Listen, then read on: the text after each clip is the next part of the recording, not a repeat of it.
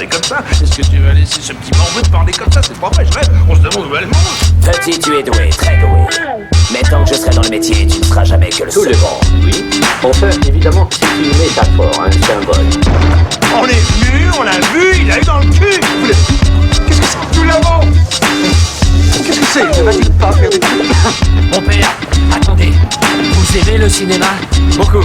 J'ai des sections pour les meilleurs films qu'on passe en ville. Bonjour à tous et bienvenue dans notre podcast spécial Hit. Et oui, vous avez voté à 57% face à Casino Royale, La Grande Évasion ou encore Le Loup de Wall Street.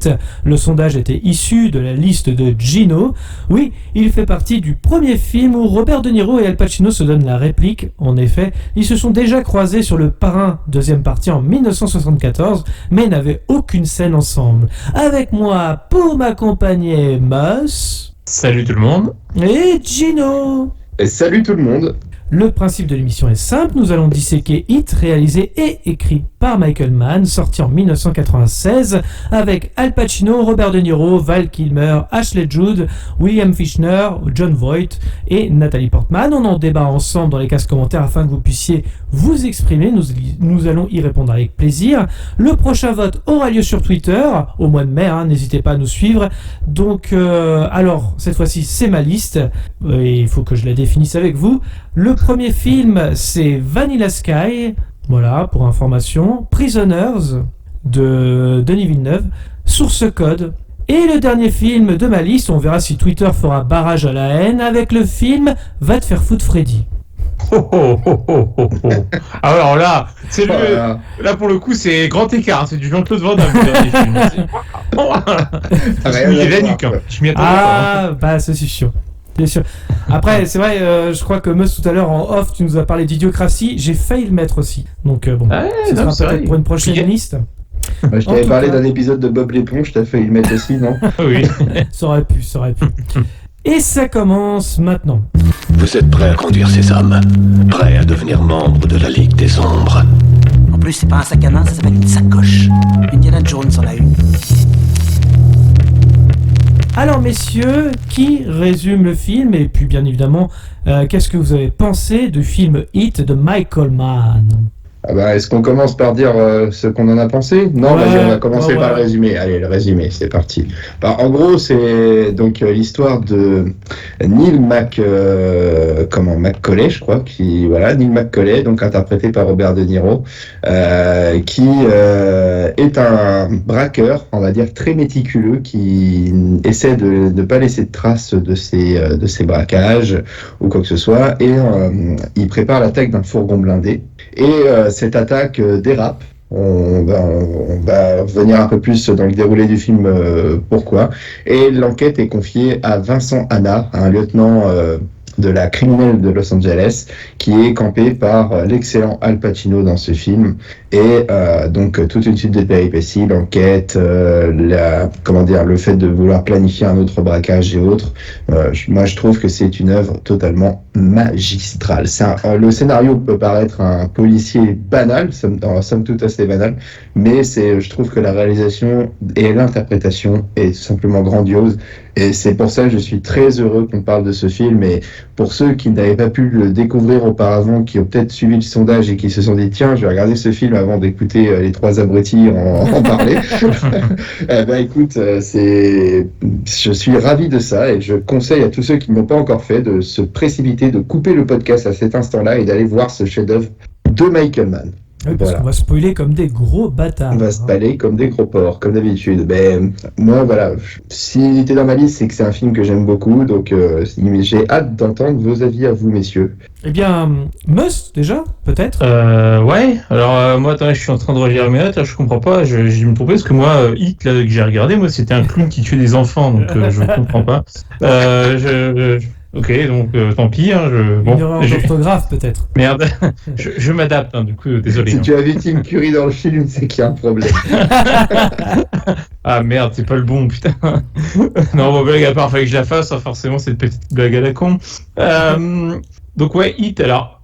je te rejoins, dis en fait, moi à la base, je l'avais déjà dit plusieurs fois, ma tendance à doter légendaire, mais les films de un peu gangster, braquage de base, c'est pas du tout ma cam, franchement, voilà. Et je peux Vas-y. de te couper. Il me semble que tu nous disais en off il y a quelques semaines que tu n'avais pas vu ce film-là. Si.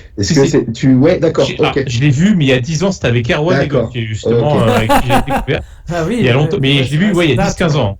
Ouais. Ok. Il y a 10-15 ans. Et pareil, alors, comme quand j'ai découvert il y a 10-15 ans et pour l'avoir revu là pour l'occasion, eh bien c'était une putain de surprise, c'est-à-dire qu'il est vraiment excellent, quoi. Enfin, c'est super bien joué, les acteurs sont géniaux, le scénar, en fait, pas comme tu dis à la base, film de braquage, ça, puis en fait, ouais, non, c'est vraiment bien ficelé, c'est mis en scène, mais à la perfection. Enfin, ce film, il est incroyable. Pour moi, c'est pas les mêmes scénars, hein, bien sûr, on n'est pas dans le côté enquête pareil tout à fait, mais pour moi, en termes de qualité, je me permets de mettre ça au niveau d'un Seven, quoi. Tu vois, c'est vraiment, même si la thématique, c'est pas le même scénar, hein, pas du tout. Mais en termes de qualité filmique, c'est pareil, c'est maîtrisé, c'est impeccablement joué. Enfin, c'est vraiment, c'est top. C'est vraiment top. J'ai vu, il avait 4,3 en note spectateur sur le ciné, bah, c'est amplement mérité parce que franchement, c'est un vrai bon film. Ouais, et puis je te rejoins sur le côté maîtrise, parce qu'il faut quand même aussi signaler qu'en 89, c'était un téléfilm qui avait réalisé, pas 87, 89, enfin, dans les années 80, Michael Mann avait effectué un téléfilm qui s'appelait LA Takedown, qu'il a mis du coup sur grand écran avec Hit, donc c'était vraiment son bébé à lui, même s'il s'est inspiré d'un fait de braquage des années 60 ou voilà. Mais je trouve que c'est maîtrisé, même si je dois l'admettre qu'il y a quelques longueurs parfois, mais par contre, je trouve que ça ne dessert absolument pas le scénario, quoi. Pas choquant, parce que pour un film de 170 minutes, globalement ça va. Pour moi qui suis assez difficile sur cette thématique en général, bah, franchement ça va. Je ne regarde pas ma montre particulièrement, mais bon. Après, c'est subjectif. En tout cas, voilà, très bon film et un vrai plaisir à regarder, à re-regarder. Et toi, Gauthier ? Ah, je vais être un peu plus critique. C'est vrai ? Ouais, je suis d'accord avec tout ce que vous avez dit. Hein. On te retrouvera. Oui, mais on te retrouvera. Non, je vais être un peu plus critique dans le sens où, quand je l'ai revu, en fait, ça m'a un peu plus frappé dans ce visionnage pour le podcast, justement, parce que je m'interrogeais un petit peu sur les personnages. En fait, les personnages, je trouve que, et je comprends que Christopher Nolan adore Hit de Michael Mann, parce qu'en fait, les personnages sont pas assez creusés. En fait, je m'attache pas forcément aux personnages, c'est-à-dire que quand vous avez Val Kilmer, quand vous avez Al Pacino, vous avez Robert De Niro, on en sait très très peu sur eux, en fait. En réalité, j'ai du mal à m'attacher à eux, en fait. Il n'y a aucune scène en trop. Je rejoins Mus sur le fait que les 3 heures, en fait, il y a quelques longueurs un petit peu, mais tu vois pas le temps passer quand même, parce que ça s'enchaîne assez vite. Les scènes, elles sont assez courtes parfois. Mais par contre, les personnages, j'ai du mal à m'attacher à eux, parce qu'en fait, on en sait très peu sur eux. Je crois qu'ils en ont un peu rien à foutre des personnages. Comme on le disait, je spoil déjà, mais voilà, il y a la fameuse scène, la grande scène de braquage. T'as un des gangs du braquage qui se fait assassiner. En fait, on l'a vu quelques fois dans le film. On sait qu'il a une famille, c'est tout, pas plus. Et il meurt, mais en fait, moi, j'arrive pas à être touché, en fait. Alors que, on est avec eux quand même depuis 2h30 déjà. Donc, c'est un petit peu, c'est un petit peu le reproche que je fais au film. Je trouve que les personnages, en fait, on s'en fout un peu. Par contre, effectivement, je vous rejoins sur la maîtrise de la technique. C'est-à-dire que c'est extrêmement bien mis en scène. J'aime beaucoup la relation, malgré, comme je disais, que les personnages ne sont pas assez approfondis, entre Al Pacino et Robert De Niro. Leur alchimie est excellente, ils ont du respect pour l'un et pour l'autre, alors qu'ils font des métiers totalement opposés, mais ils ont un respect pour l'un et pour l'autre, jusqu'à la fin d'ailleurs. Une mise en scène maîtrisée, techniquement impeccable. Les dialogues sont plutôt bien écrits, je trouve. Ça, et malgré tout. Mention spéciale à la musique aussi, oui, bien sûr. Qui joue sur l'intensité et puis sur le...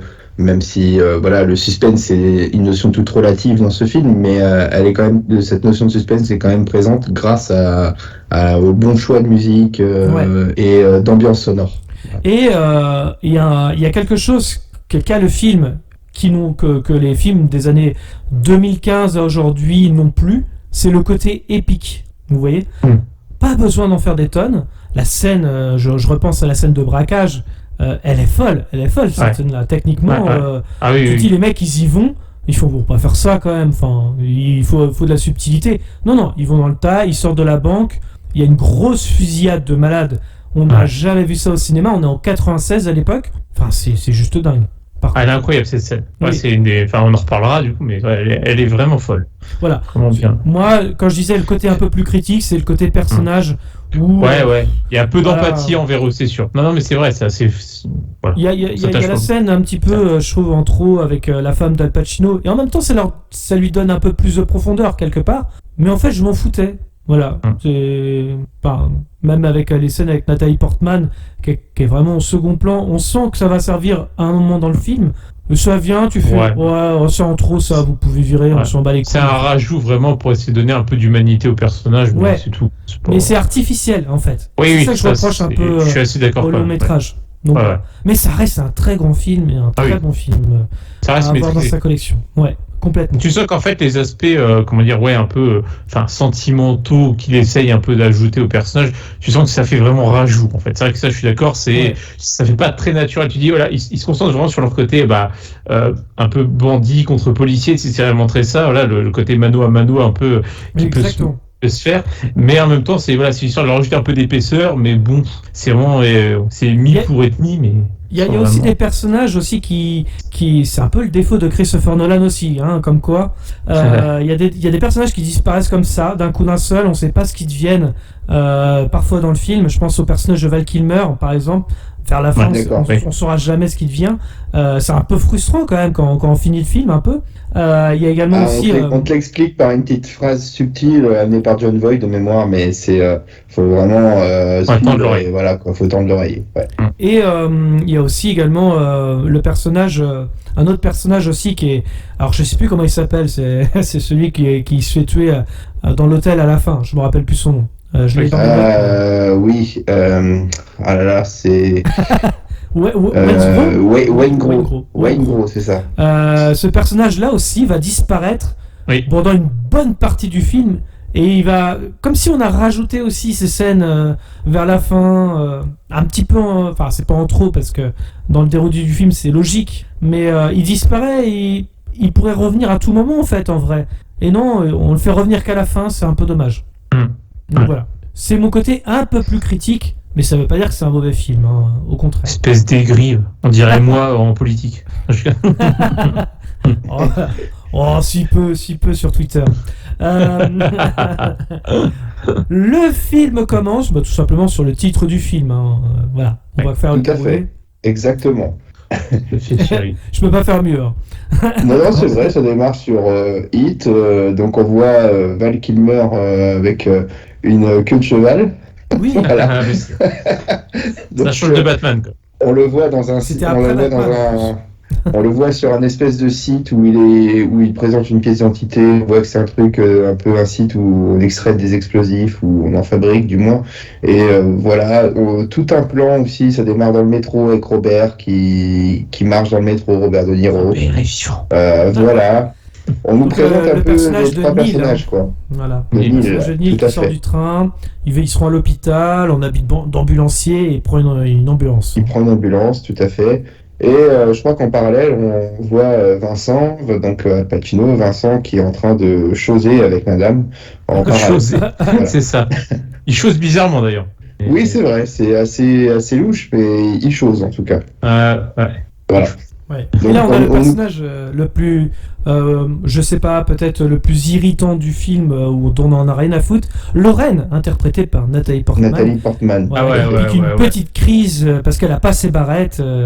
Attends, t'es marrante. J'aimerais bien t'y voir quand t'as vu tes parents et ta famille se faire descendre par Gary Oldman. Toi, tu serais pas un peu sur les nerfs aussi? C'est la suite spirituelle de Léon en fait. Ouais, c'est ça.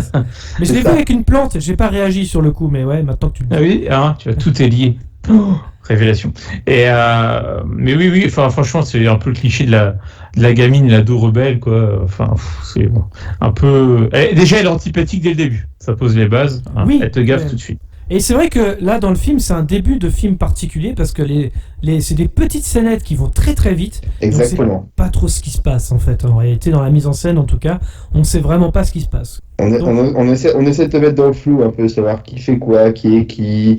Voilà, c'est assez délicat. On voit comment Robert De Niro, qui est en habit d'ambulancier, enfin comment Neil qui pique on sait pas qu'il pique à ce moment-là une ambulance. On peut le douter potentiellement, mais il est un ambulancier monte dans une ambulance. C'est ce que je vois au premier plan. Oui, voilà. Et Al Pacino, après avoir chosé maman, il est un truc rustre un peu, quoi. Tu vois, c'est un peu le genre le mec. Voilà, c'est bon, j'ai tiré mon coup, je me casse, quoi. Tu vois, c'est un peu l'idée, quoi. On sait pas trop qui fait quoi dans ce truc-là, quoi. On sait pas encore que c'est le policier, quoi. Voilà. Et chose intéressante, parce qu'on le voit beaucoup dans le film, en train de piquer des excès de colère, d'être un peu ultra rapide, un peu voilà, il est sur les nerfs, il est tout le temps dans la rapidité, dans l'urgence. Et en fait, le réalisateur voulait qu'il soit sous cocaïne. Mais il a dû enlever les scènes, je crois, ou en tout cas enlever du scénario, et c'est pour ça qu'il est un peu comme ça dans son jeu d'acteur, au passage. D'accord. C'est l'anecdote que je voulais placer. Et on nous présente un autre personnage, Rapidos, là, qui est en train de s'acheter un petit tacos au grec du coin. C'est là tout mexicain du film. Voilà, Danny Trejo. Il y a Danny Trejo qui est là, mais il y a aussi Wayne Grow qui. Il y a un camion qui klaxonne, hop, du coup on lui dit voilà, c'est. Oh là là. La vache. Oh là là, dur. Et là, on est doucement l'artiste qui va être un surnom qui va être important pour la suite du film. Et donc c'est Michael Chirito qui est dans le camion, qui est interprété par Tom Sizemore. Et on comprend que déjà deux têtes assez louches. Ils sont pas forcément gentils ces gars-là, quoi. Ils ont une bonne tête de méchant, hein, c'est vrai que... Ils ont une bonne tête de méchant, et surtout ils communiquent par une oreillette. Et là on voit Robert qui dans son ambulance, enfin Neil, je vais m'efforcer à l'appeler Neil quand même, au lieu d'appeler Robert De Niro. Neil, d'être dans l'immersion, Neil qui communique par oreillette avec Michael et Wayne Grow, enfin du moins avec Michael parce que Wayne Grow n'a pas d'oreillette, et du coup il donne les instructions. Donc là, qu'est-ce qui va se passer? Alors, ils mettent tous des masques pour réaliser un braquage, hein, tout simplement. Oui, un bel hommage à Jason Voorhees. On sait pas vraiment. Voilà, ils renversent un camion et ils prennent un paquet. On sait pas trop ce que c'est au début. Tout à fait. Et voilà. Donc là, il y a les braqueurs qui mettent en joue tous les flics qui sont pu renverser dans le camion. Et là. Tout à fait. Et là, qu'est-ce qui se passe? C'est Wayne Grow qui, en fait, l'autre, il y a un des mecs du fourgon qui tente de ne pas se laisser impressionner par ce qui vient de se passer, un braquage. Donc déjà, lui, mec, il respire la sérénité. Oui. Il vient de faire il vient de prendre 3 tonneaux, et les mecs, ils ont des fusils mitrailleurs automatiques M16 braqués sur lui. L'autre, pas de pression, mais on sent l'autre, Wayne Grow pète un plomb et tire dans le tas, et les trois, je crois qu'ils sont trois passagers, les 3 passagers du fourgon sont exécutés en place publique. Voilà. Au cas où, pour les témoins. Et alors, moi j'ai une petite explication pour le fait que un des flics en fait ne comprend pas. Il dit qu'il n'entend pas. Il n'entend pas en fait, parce qu'il y a eu justement, comme tu l'as dit Gino, il y a eu les tonneaux et compagnie. Tu vois bien que son oreille est en sang, en fait. Tout à fait. Donc, c'est ce qu'il lui dit à un moment. C'est ce que Neil lui dit, je crois. Il dit t'entends pas, ou je sais plus si c'est Neil qui le dit. Mais oui, sauf que Wayne Grow, c'est un abruti, quoi. Enfin, d'ailleurs, on le reverra plus tard dans le film que c'est un gros abruti, parce que les tatouages parleront d'eux-mêmes. Oui, c'est vrai. Donc, c'est vrai. Ah, j'ai peut-être pas fait attention à ça. T'as pas vu les tatouages? J'ai pas fait attention à ça. Pour insister que c'est un grand méchant, tu vois, qu'il faudra pas qu'on ait pitié pour lui, quoi, tu vois. Un tatouage Malabar, il me semble, hein, mais donc années 90 oblige. Quoi? Puis c'est un tatouage Malabar, me semble-t-il. Oui, ça doit être ça. Donc là, juste après, ils garent l'ambulance parce qu'ils repartent avec l'ambulance. Ouais, et puis il y avait pendant toute la durée de l'opération aussi, Neil chronomètre et il sait qu'en 3 minutes, les autorités seront sur place, enfin du moins les premiers flics en alerte autour seront sur place. Et en partant, en s'échappant, ce qui est assez malin, ils ont mis des herses autour de la scène où ils ont attaqué, ce qui permet d'empêcher la poursuite par les flics, quoi. Ah bah, passer ce délai, c'est 5 étoiles dans GTA V. Ah, Tout à fait, Donc, là, il faut exactement. mieux faire et prévoir. Et donc là, comme tu le signalais, on se débarrasse donc de l'ambulance qui fait office de preuve. Le véhicule de fuite, on le détruit. Et donc Neil est ensuite avec, je sais plus comment il s'appelle, le personnage de John Voight, avec Nate, je crois qu'il s'appelle, voilà, c'est ça, interprété par Nate. John Voight, le patron. C'est ça, exactement. Où on a la première information qu'ils peuvent revendre ce qu'on appelle des bons aux porteurs. Voilà, exactement. Ouais. Mais il récupère la partie de son braquage aussi, il me semble, à ce moment. Ouais, des bons aux porteurs qu'ils ont piqué à un fonds de pension Et bien tenu évidemment, par Van Zandt. oui, qui c'est est Roger interprété Van Zandt. par William William Fichtner. Fichtner, qui a été choisi dans The Dark Knight pour le Exprès, braquage du non, Joker, clin d'œil. exprès parce que c'était un fan de Hit. Et d'ailleurs, il a fait The Dark Knight en fonction du film Hit, il me semble. Ça sort un peu. Hein, Ça a inspiré de Hit, de toute Ouais. façon.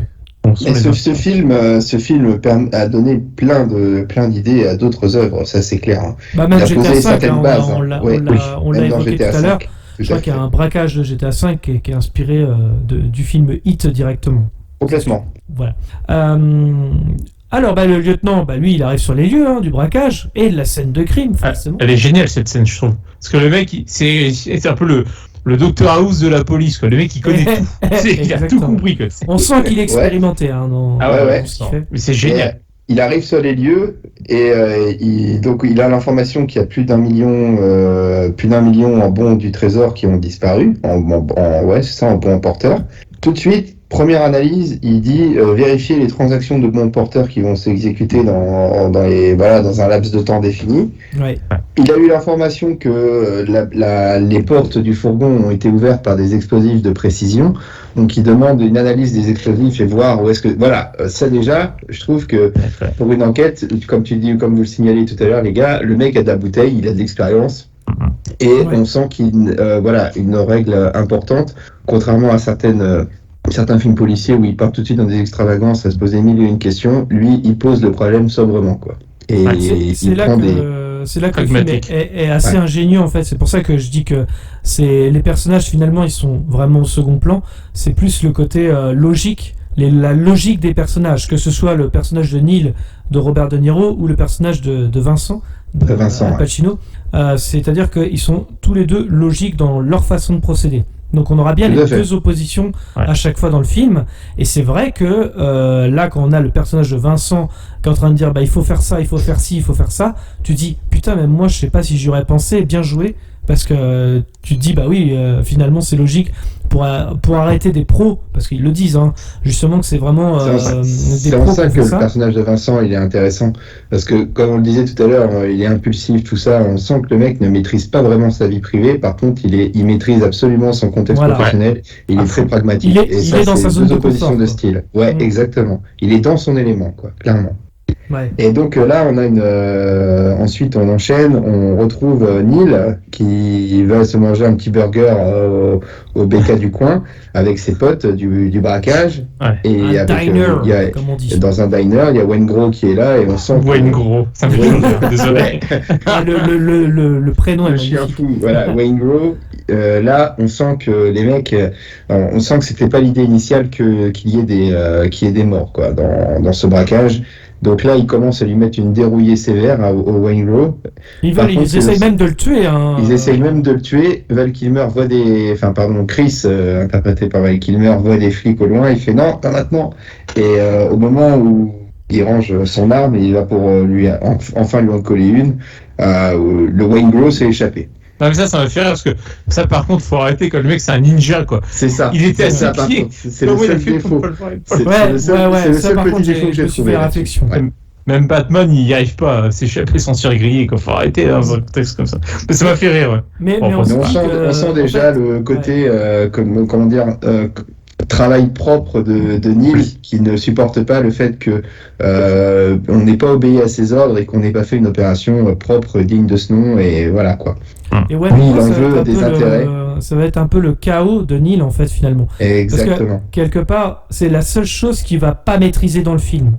Ouais. Je sais pas si vous regardez le film dans son ensemble, C'est vrai. Waingro, c'est la seule personne, en tout cas le seul personnage qu'il n'arrivera pas quelque part à maîtriser, mis à part quand il tuera bien sûr plus tard, mais ça fera aussi sa perte en fait. Ouais. C'est le fait qu'il s'échappe, c'est un peu gros dans C'est le l'effet film, domino. mais ça a un sens quelque part pour le coup. Clairement. Mais qu'il arrive à s'enfuir en tout cas. Ouais. Il arrive à s'enfuir, en effet. Chris, il rentre chez lui Ah oui, sa et femme. il s'engueule Sharon, avec sa meuf. Quoi. Voilà, interprétée par Ashley Judd. Et crise de couple, on sent que mais- le couple.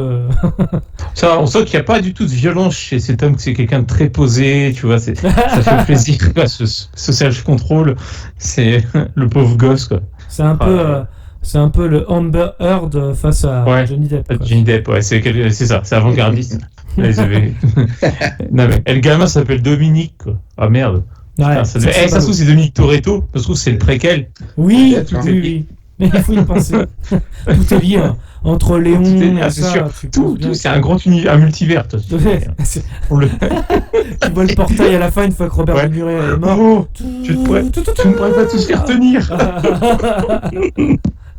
Et en parallèle, c'est Vincent aussi qui s'embrouille avec la sienne, avec sa meuf. Oui, on sent que voilà, il y a des personnages, c'est un peu compliqué leur vie privée quand même. Hein. Est-ce que Michael Mann, il transpose ce qu'il a vécu un peu? Parce que toutes les histoires de couple dans ce film sont un peu complexes. Hein. Oui, c'est vrai. Et elles pourraient tous sais être pas liées si dans du une vécu là-dedans, même histoire. Et ouais, c'est un peu compliqué. Et ouais, donc Vincent, pareil. C'est ça. Et en parallèle, on voit comment Oui. Neil qui va à la bibliothèque et qui commence à se faire gentiment dragouiller, quoi. Voilà. Et Voilà, avec la meuf qui joue dans Daylight et The Leftover. Exactement. Faut le signaler. Ouais, c'est ce que j'avais noté. Tu m'as coupé l'herbe sous le pied. Ah, Oui, ben, Annie je vais Brenneman. citer Daylight. Alors bon, Amy Brenneman, ouais, c'est ça, exact. très très bonne actrice qui. Elle s'est qui bien remise de joué son dans- accident. Ouais. Oui. Non mais vraiment, même dans The Leftover, elle est incroyable. hein. De toute façon, c'est. Mais non, ça faisait bizarre de la revoir justement dans Hitch. Je me rappelais même plus qu'elle jouait dedans, tu vois. Donc. Ouais, moi non plus. Moi non plus. Donc Et, on a tout un speech sur la famille absente et tout, et puis hop, il l'emballe, quoi. Ouais, comme quoi. Et puis L'homme il s'en va. célibataire complexe comment fonctionne quoi. Un C'est petit ça, peu, tout à fait. Mhm. Il l'emballe, voilà, il couche avec, et le lendemain matin, de Chose. manière très élégante, il se casse ça. de. Sur Mars. Mais il se casse de chez lui. Il la laisse chez lui, voilà, grand C'est un seigneur, quoi, tu vois. gentleman, c'est un gentleman. Voilà, c'est ça. Attends. Et puis en même temps, c'est Robert De Niro, quoi. Donc pourquoi pas, quoi. Et là, on a le lieutenant qui arrive, c'est son indique, un maître chien. Cette scène est sympa aussi. Ah là, oui. Albert qui s'appelle l'indique, avec un accent ridicule, un peu, tu vois, c'est Michel Leb qui a fait le. Ouais, ça. Oui, ce j'avoue. personnage. C'est ouais. Moi, ça m'a fait rire. J'ai tellement rigolé quand Michel j'entends Leb. l'accent. C'est tellement ça. Le mec, c'était je plus un l'ai pas Guadeloupéen qu'un signalé, Portoricain, mais quoi. la VF est impeccable hein, dans Hit. quand même. Ouais, c'est vrai. Ouais. On Enfin, la voix de Pacino, enfin, et de Niro aussi, évidemment, Jack, Ah oui, Jack oui. France. Mais la voix de Pacino, elle est aussi. Enfin, ça leur va bien, en tout cas. C'est Ouais, vrai, ça c'est clair. c'est vraiment bien. Et ouais, et donc son indique, là, qui. Bah, une petite remise au point, du coup, pour voir le cousin, c'est ça, hein? Ouais, faut aller voir le cousin dans cette nuit, un truc comme ça, faut y aller. Voilà, donc il négocie, il arrive avec son second, un black, et moi ça m'a fait rire parce que il l'appelle le sergent Drucker. Je me suis dit, qu'est-ce qu'il fout là, Michel? Michel. Oui, c'est vrai. pourquoi C'est une bonne Ils question. ont tous Michel est pas- des prénoms bizarres quand même. Vincent, Dominique. Là, c'est vraiment des prénoms bizarres quand même. Il y a Robert, j'ai noté que aussi juste après ça, on nous soumet l'idée que Neil est sur un autre coup. On Oui, le c'est met ça. sur un autre coup. Voilà, préparez déjà son prochain coup. On parle de 3 alarmes et un contrat de 12 millions, hein, si j'ai bien noté. Ouais, c'est ça. Ouais. Et du coup, d'ailleurs, le mec qui parle, là, qui est en fauteuil, là, qui parle de désactiver le système de sécurité et compagnie, Ouais. faudrait que je vérifie parce qu'il a une barbe, mais c'est pas l'acteur, on a du mal à le reconnaître, mais je me demande qui fait le méchant à la fois dans Robocop 2, mais qui fait aussi l'éventreur dans Last Action Hero. Je me demande si c'est pas lui. Ah, J'ai un doute, faudrait vérifier, hein, mais je me suis demandé, mais là, vu qu'il a une barbe, alors que, enfin, c'est pas du tout la même gueule, si tu veux, mais ce sera vérifié, j'ai eu un doute. Vous vous rappelez du nom de ce personnage ou pas? Du tout. Non. Je t'avoue Non, que- là, j'ai pas assez Ah. tellement Ouais, secondaire. moi On va non voir plus, tertiaire. ouais, complètement. Ah, Il est, surtout très- que il est- là- il est tertiaire, hein, on le voit que là, ce personnage-là. Bah, dites-le. Et dans les commentaires. du coup, il Bien. prend les infos, il est avec Nate comme si c'était son agent, tu vois, un peu, voilà, Ça. homme de confiance. On sent c'est l'homme de confiance, Nate. Et puis, il rentre chez lui, Neil, et il trouve, Chris chez lui, quoi. Il trouve, donc, Val Kilmer. Alors, juste avant, on a oublié, mais il y a aussi l'entrée de William Fichtner, donc Oui. qui était l'homme qu'on a volé à la base. Effectivement, et après, oui, effectivement, Neil a... Roger Van Zandt. Voilà, c'est ça. C'est important de le souligner parce que c'est quand même le personnage qui va foutre un peu la merde dans tout ça. Donc voilà. Ok, non mais oui, Chris a débarqué chez Neil suite à une dispute conjugale qu'on a vue au début du film. Ouais, ça fait parce qu'il n'y a pas de meubles chez Neil, alors c'est vrai que c'est génial, au sol, quoi. Ouais, Alors, ça lui a fait rire. Ça, pour le coup, contrairement à ce que je disais au début du Caractérisation du personnage. c'est une caractérisation du personnage. Ça me rappelle beaucoup le personnage de Ryan Gosling dans Drive qui n'a pratiquement aucun meuble chez lui parce que il veut être prêt à quitter sa vie à tout moment. Ouais, Il a comme besoin il- d'aucun comme problème. il dit- Enfin, il le dit en plus dans le film. Comme il le dit, on lui a toujours dit, il faut apprendre à pouvoir partir en 30 secondes. Ouais, c'est ça, un truc comme ça. J'ai plus la phrase en tête, mais... C'est intéressant justement qu'il n'y ait rien dans l'appartement parce que justement c'est le détail qui tue quelque part dans la mise en scène, c'est que voilà, le personnage peut partir à tout moment, sa vie chez lui n'est pas sa vraie vie finalement. Consacré toujours au travail finalement, c'est comme le personnage de Al Pacino qui est toujours au travail également, qui dit sa Et meilleure en vie au fait, travail. ce que tu disais tout à l'heure, le personnage de William Fichtner, donc Roger Van Zandt, on le voit parce que sur les conseils de Nate, Neil va souhaite refourguer par un excellent stratagème les bons porteurs qu'il a piqués, les revendre à la société à laquelle il les a piqués, en disant c'est gagnant-gagnant, et puis voilà. Et lui, Roger Van Zandt, il se dit bon, je vais quand même lui mettre une douille à cet enculé. On me baisse pas comme ça. En gros, c'est un peu ça l'idée. Voilà. On sent que C'est marrant d'ailleurs de dire en gros tu vas racheter ce que je t'ai volé. C'est un peu ce qui se passe dans The Dark Knight avec le Joker. On dirait, C'est ça. je ne brûle que ma moitié. C'est un Tout peu à fait. l'idée quoi. On fait connaissance aussi avec Donald. Donald aussi qui va travailler dans un restaurant. C'est un repris de justice qui doit, qui est sous contrôle judiciaire, qui arrive dans un resto où le patron du resto est un peu chelou et raciste surtout, quoi. Ah, c'est un sale Voilà. con, on peut le dire. C'est un sale con, le patron là. Le patron du Drive. Et d'ailleurs, Exactement. juste pour souligner l'acteur qui joue justement ce repris de justice, Donald. Denis Donald, Eisbert. exactement, c'est celui qui jouera plus tard le premier président noir dans une série, dans 24 heures chrono. C'est D'accord. important de le souligner. D'accord. C'est un très très bon acteur. Donc voilà, c'était juste pour le souligner. Et par rapport à ça, je fais juste une aparté, je trouve dommage qu'il soit pas assez exploité ce personnage-là, parce qu'il avait l'air d'avoir Complètement. Ouais, une c'est vrai. backstory hyper intéressante. C'est pareil, ça fait partie des frustrations du film. Quand je parlais des personnages, c'est le chauffeur du braquage. On le verra mort, mais dire bah ouais, mais en fait finalement j'ai pas eu le temps de m'attacher à lui. On sait juste que c'est un repris de justice quoi. C'est paradoxal parce qu'on a un film de quasiment 3 heures et finalement on n'attache pas à ce personnage. Ouais, C'est mais limite. C'est Michael horrible, Mann, mais- il s'est plus attardé sur les enjeux du film Tout à que fait. sur les personnages. Ça a dû être un bordel monstre à monter, je pense. Oui, C'est oui, vrai. oui. Parce que je pense qu'il y avait beaucoup plus d'intrigues que ça. Qu'il Ouais, a fallait beaucoup plus élaguer, hein. développé ses personnages Ouais. et qu'il a fallu faire des choix à un moment Ah oui. parce que ça se sent. C'est pour ça qu'aussi que le film il passe assez vite. C'est parce que comme dit Meus, voilà, ou même toi Gino, on se concentre sur l'action et sur le déroulé de l'histoire plus que sur les personnages eux-mêmes en fait. Tout Finalement. à fait. Thierry. Et dans la morale que fait, la petite leçon de morale que donne Neil à Chris, il demande aussi à Chris s'il est sûr de sa femme.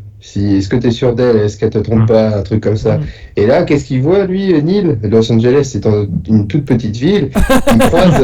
Il C'est il vrai. croise donc Charlène, la femme de... Comme par hasard. Ouais, ça alors là. Charlie, Alors, la meuf de... alors, Pas comme par hasard. Ah non, il avait des doutes. Explication. Il avait des doutes, je crois. Ouais, je pense qu'il a été de lui-même chez Charlène, je crois qu'elle s'appelle, directement. Et c'est là où il prend la cabine téléphonique pour appeler je sais plus qui d'ailleurs. Mais en C'est gros, pour appeler Van Zandt à ce moment-là. Voilà, Il c'est appelle ça. Van Zandt. exactement. Et c'est pas le hasard, à mon avis. Hein. Je l'ai pas compris comme ça quand j'ai vu dans le film. Ouais, c'est possible. Mais Ouais, c'est drôle fort que- possible. Oui, en essayant de remémoriser la scène, tu as certainement raison, Gauthier. Et Ça a du sens parce qu'il en parle juste avant. Donc, ouais. Ouais. Et Charlène, du coup, le trompe avec Hank Azaria. Hein, il joue dans Godzilla, un très grand film. Et c'est surtout la voix, c'est ça, de Mo dans Les Simpsons, si je dis Alors, pas de bêtises. Pas que Mo, parce qu'il fait plein de personnages des Simpsons. Simpsons. Bah, notamment, en tout cas. C'est un grand comédien de doublage. Alan Marciano, le nom du personnage. Et le doubleur, Jean-Pierre Leroux. Oh, bah alors là. Merci très complet. Wikipédia. Merci Wikipédia. Non, mais attention, sa voix française dans Hit n'est pas forcément celle des Simpsons. C'est lui en VO qui fait les Simpsons. Ah oui, d'accord, Ouais, pardon. c'est ça. Autant pour moi. Précise, quand même. Et du coup, Neil, il fait la leçon, du coup, à Charlène pour dire de donner une chance à Chris, en gros, hein, dans leur relation. Elle lui met un peu la pression. Enfin, il lui met un peu la pression. Il lui met beaucoup de pression qu'il lui met, quoi. Ouais, tout Bah, à fait. oui, complètement, ouais.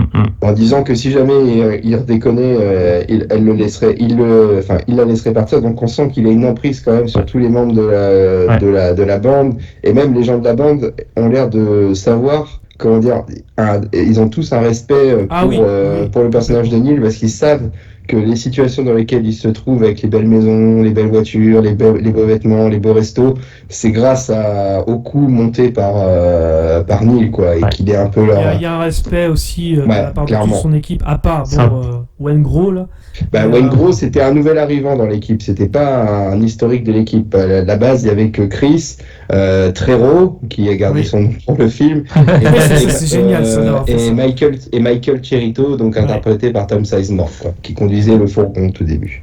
Et donc ensuite, on avait Vincent, qui du coup va voir le cousin à Albert, là, qu'on a vu, de Richard. Il va en boîte de nuit, il va voir Richard. On sent que c'est tendu, quoi. Ça commence à se balancer de la punchline et tout. Du style, moi je suis pas là pour perdre mon temps et tout. Ouais. Le personnage, on sent qu'il n'a rien à foutre. S'il veut refoutre l'autre en cabane, il le met, voilà, il a rien à perdre. Il fait, moi j'ai envie d'avoir des infos sur le cas, parce que semblerait que Albert avait des infos là-dessus. Et ils entendent parler d'un surnom, l'artiste. Voilà. Et ça a fait le titre à Vincent. À Vincent, l'artiste qui a plutôt un beau CV, et l'artiste, c'est le surnom qui est donné à Michael Cherito, donc le chauffeur du fourgon, enfin du camion au tout début, voilà, qui rentre dans le fourgon, exactement.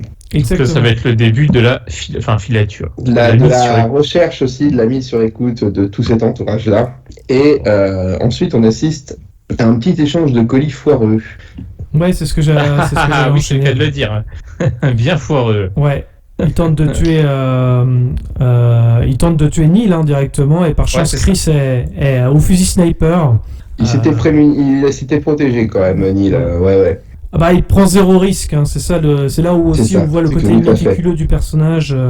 Et donc il va donc indiquer à Monsieur Fischner, je sais plus le nom du personnage, même, du coup, qui va le buter, hein.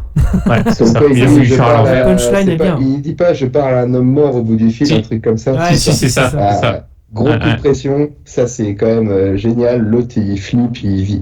On voit une scène à un moment donné où Vincent il vit dans son bureau, quoi, parce qu'il a tellement peur qu'on vienne le chercher. C'est moi je trouve ça génial, quoi. Clairement. Là pour le coup je suis d'accord. Ouais, c'est vraiment tu sens que c'est le croque-mitaine qui va arriver, quoi. Ah ouais, exactement. Ouais. Il a voulu le faire à l'envers, et Baba Yaga. Et ensuite c'est le repas au restaurant avec la bande de potes, la bande du braquage. Donc ils sont tous là, toute l'équipe est au grand complet. Donc Charlène a suivi les conseils a suivi les ordres de Bill, a redonné une chance à Chris qui est tout content. Michael Cherito, lui, il est avec sa copine, très là. D'ailleurs, tiens, j'ai pensé à toi, Gino, regarde cette scène, parce que sa femme, Michael, Time Sizemore, là, je trouve qu'elle ressemble vachement à une des nanas des Mystères de l'amour. Celle qui...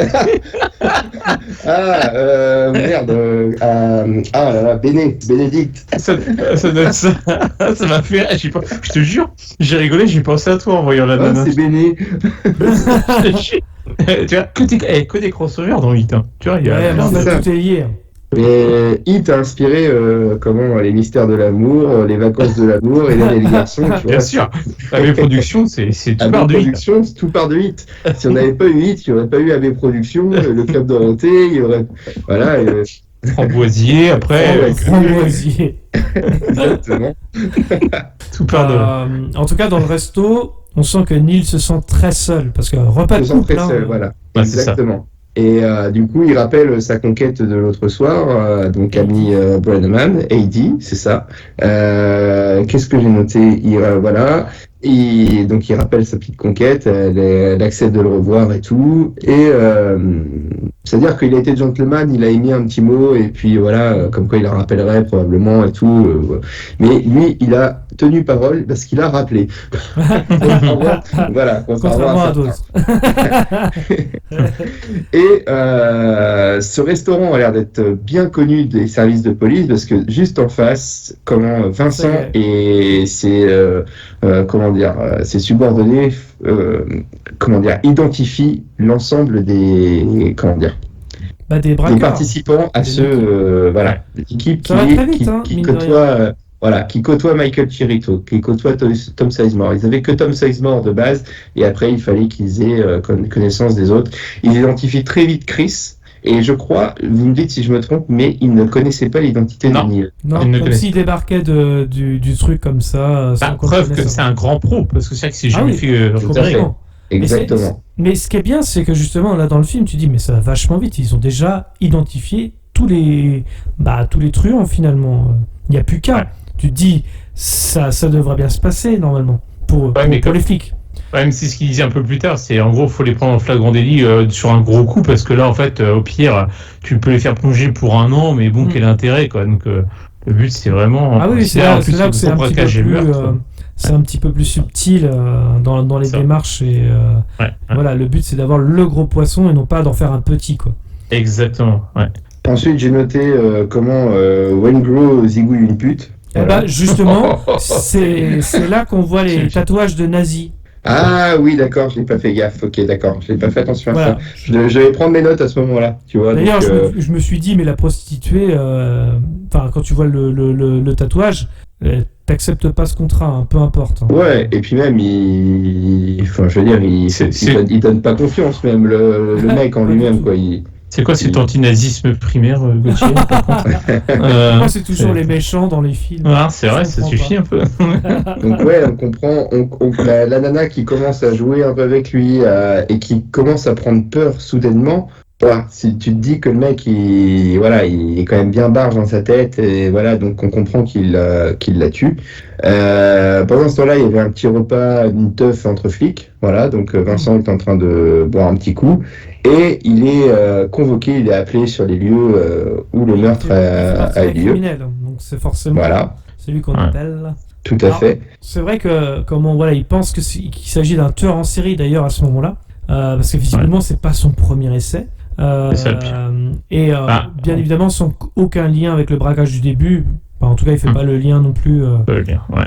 On peut dire que Waingro, désolé, la prostituée, il l'a bien défoncé dans tous les sens du terme. Pardon. Désolé. Ouais, non, c'est vrai que il a fait ça très salement, en effet. On sent la folie du gars et Vincent, en plus, doit faire face à la mère pour calmer la mère de cette jeune fille qui était certainement mineure, en plus. Donc voilà, c'est quelque chose d'assez particulier. Quoi. Contre, il est entre la dureté pour dire non, vous n'avez rien à faire là, et puis le fait de vouloir calmer cette maman qui est désemparée, c'est assez fort quand même. Elle est bien cette scène-là aussi, effectivement. Mais par contre, on voit bien qu'il n'arrive pas à communiquer en fait avec sa femme. Exactement. C'est incroyable parce que c'est quelqu'un qui a un leadership avec son équipe au niveau des flics, parce que les flics le respectent aussi, de la même façon que l'équipe de braqueurs. Voilà. C'est le mode miroir. Et justement, dans ce mode miroir, le repas des flics, ça faisait vraiment aussi miroir avec le repas. Le repas des braqueurs. Exactement. Tout à fait. Clairement. Exactement.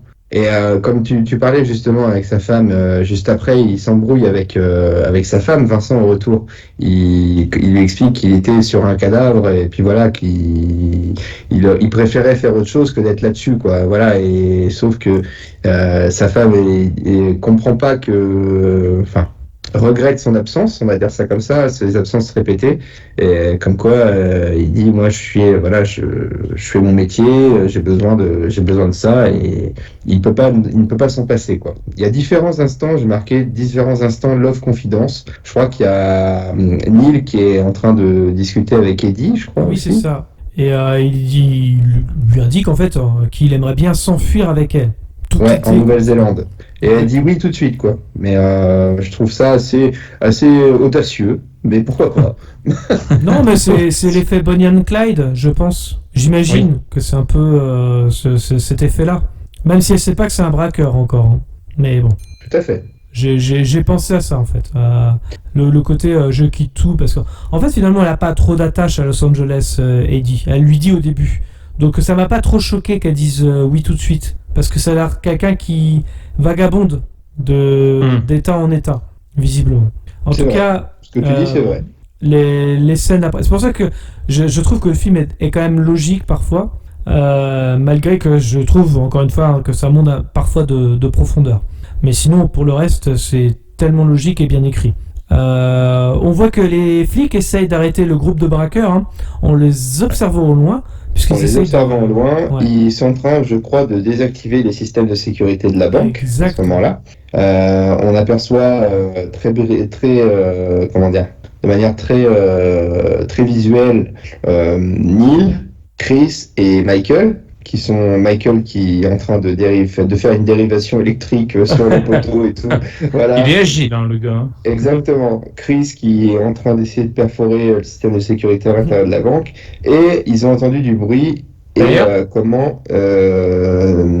vas-y, Mus. Le système de perforation du coffre, ça fait vraiment penser à The Dark Knight au début, quand il y a le braquage. Exactement, tout à fait. Pareil. On utilise d'ailleurs la même chose dans GTA V également, donc comme quoi, pareil, on voit bien que les braquages de GTA V sont quand même calqués sur ça. Ouais. Et du coup, nos joyeux lurons de flics sont en train d'observer, sauf que il y a un boulet. Ah oui, on peut le dire. Un flic qui a fait un bruit, ça alerte directement. Entend tout ça. Ouais. Et c'est là que tu vois que le mec, Neil, il est vachement, c'est zéro risque, quoi. On laisse pas de place au hasard. Le moindre doute, on arrête. Vaut mieux perdre de la thune plutôt que se faire coffrer, quoi. C'est pas grave, quoi.